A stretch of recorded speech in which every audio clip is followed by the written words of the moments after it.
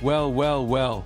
Lewis Hamilton and Charlotte Clair have just made the shakedown times of the SF25 in Fano public, and let's just say, things aren't looking all sunshine and rainbows for the 7-time world champion. The poor guy is facing a pretty damn big gap compared to his teammate. And no, this isn't some isolated bad day at the office, because let's not forget, things were already looking a bit dodgy for him back in the Barcelona tests. So, should Ferrari fans be smashing the panic button just yet? Or is this exactly what we should have expected given that Hamilton is still getting cozy with his brand new, fire-breathing Italian beast? The man has been putting in the work, tons of it, actually, testing Ferrari machinery like an absolute madman over the last few months. Since officially donning the red suit on January 20, 2025, he's been out there pounding the asphalt in the F175 at Fano. And Ferrari, they're making damn sure that there's no funny business when it comes to giving both their drivers a fair shot. They're throwing every single testing opportunity they can legally get their hands on at Hamilton, from TPC allowances to the SF25 shakedown. And credit where it's due, Hamilton has not been holding back. The man is wringing that car's neck like it owes him money. Maybe even a little too much, because let's not forget his oopsie moment in Barcelona when he sent the SF23 into the barriers on day 2 of testing. Now, most teams would probably have a mild heart attack seeing one of their brand new cars get intimate with a wall. But Ferrari's engineers? They saw the silver lining.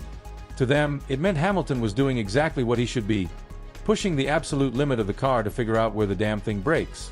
However, let's talk numbers, because the numbers, oh boy, they ain't pretty. Back in Barcelona, reports suggested that Hamilton was trailing Clair by an eye-watering 2 seconds per lap. 2 whole seconds. In F1 terms, that's practically an eternity. Now, the good news is that he did manage to claw some of that time back during the Fano shakedown, but according to La Gazzetta dello Sport, he's still 0.8 seconds off the pace of Clair in the SF25. Now, before anyone starts throwing things at their TV screens, let's be real. Shakedown times aren't exactly gospel.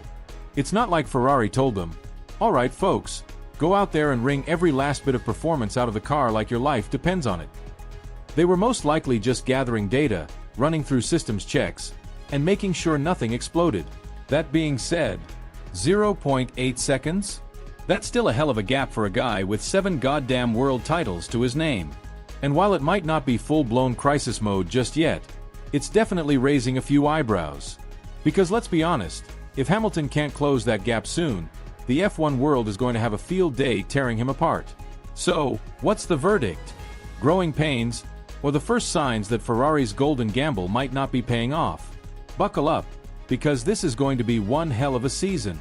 Let's be real, if Mercedes hadn't spent the last few years tripping over their own feet, we probably wouldn't even be having this conversation.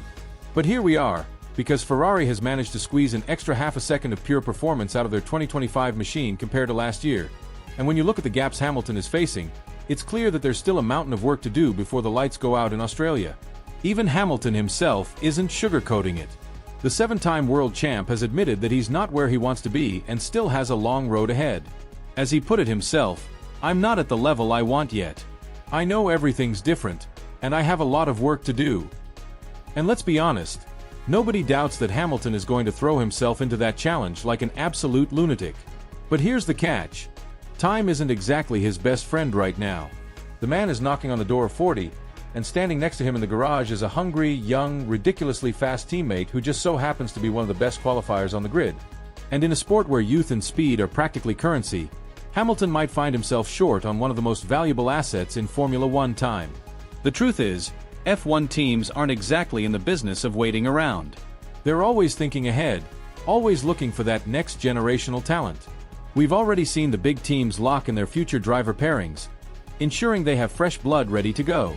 Ferrari's decision to bring Hamilton into the fold was a masterstroke on paper, one of the biggest power moves the sport has seen in years. But these early test results? Well, let's just say they aren't exactly making the doubters shut up. Some people have been quietly whispering, or very loudly shouting, that Hamilton's pace just isn't where it needs to be. Sure, he's one of the most decorated drivers in the history of motorsport, but that doesn't mean Father Time isn't waiting around the next corner with a baseball bat. We all thought his one-lap pace issues back at Mercedes were mostly down to the team's last-minute setup decisions and car corrections. But let's not forget, Russell handled those same problems with way more consistency. Hamilton's struggles with the W15 were always blamed on Mercedes. But now, there's no hiding behind a bad car anymore. He's in Ferrari's latest weapon, and if he can't find the speed, that's on him. The good news? Hamilton isn't exactly being thrown into the deep end without a lifeline. He's got 3 full days of testing in Bahrain, which translates to around 12 hours of seat time per day, giving him a proper shot at ironing out the wrinkles before Melbourne. All teams will get 18 hours of testing, split into 2 4-hour sessions each day, with only 1 car per team allowed on track at a time. That means a maximum of 10 drivers sharing the circuit at once, and let's just say, every single minute of that track time is going to be precious as hell. Make no mistake, this might be one of the biggest challenges Hamilton has ever faced in his career. Because once testing is done, that's it. No more practice runs. No more get-out-of-jail-free cards from Ferrari. The real fight starts on March 16th in Melbourne, and whether or not Hamilton is truly ready for it is something only he and Ferrari can decide. And here's something that might have Ferrari sweating just a little.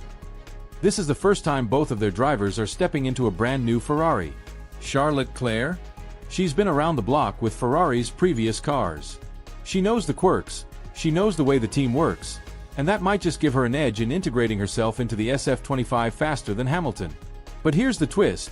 The 2025 Challenger is almost entirely brand new.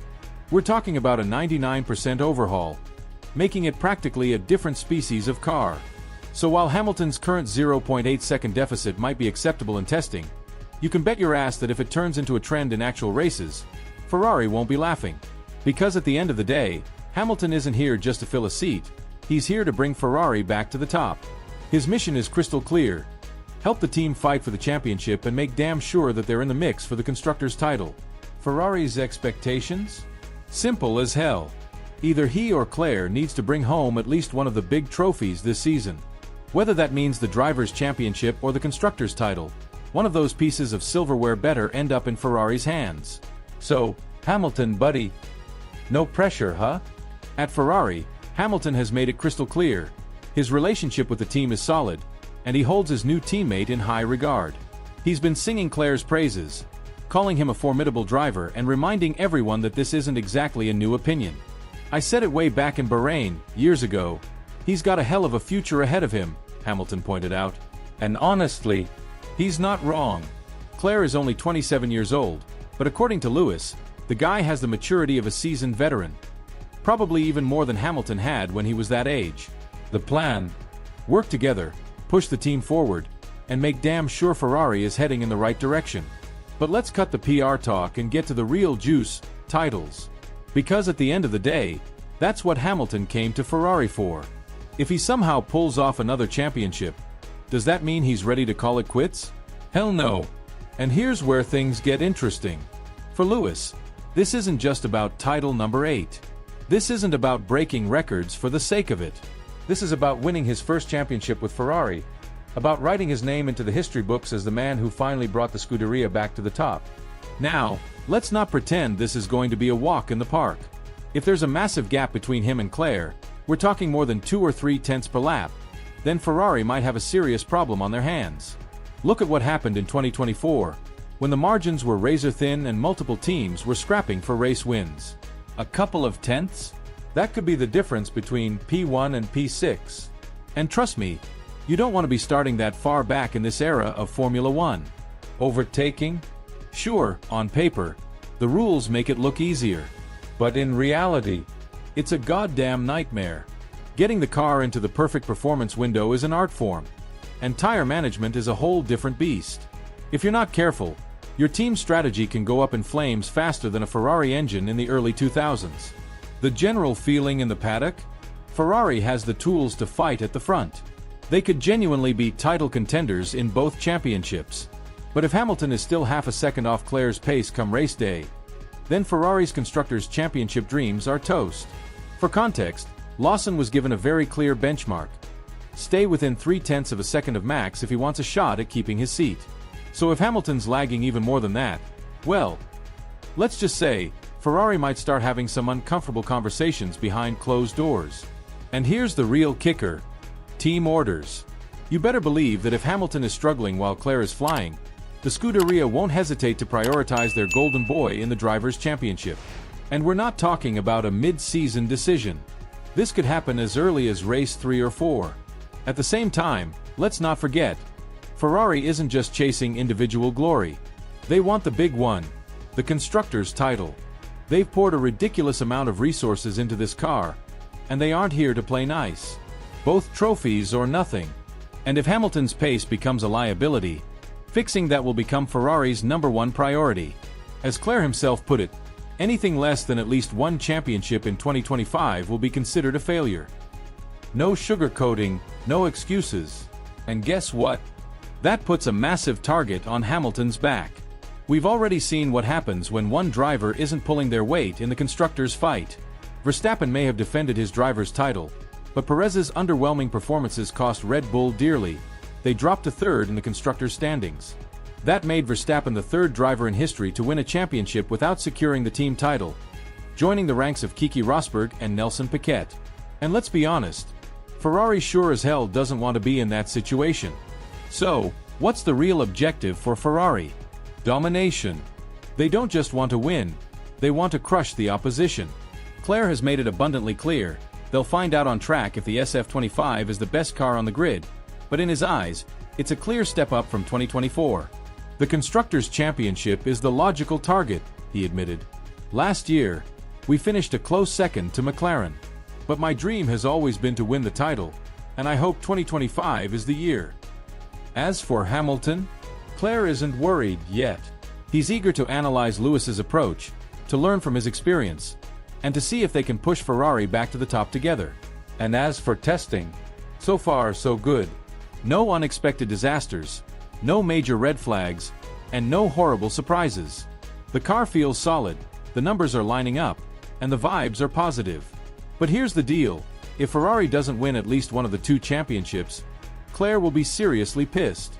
So, with all that in mind, what do you think? Can the 7-time world champion overcome these issues and sort out his one-lap struggles? More importantly, could he end up being a burden rather than an asset to Ferrari's championship ambitions? Let us know in the comments below, and if you're dying to find out how Hamilton's Ferrari journey plays out, click on the video on your screen right now.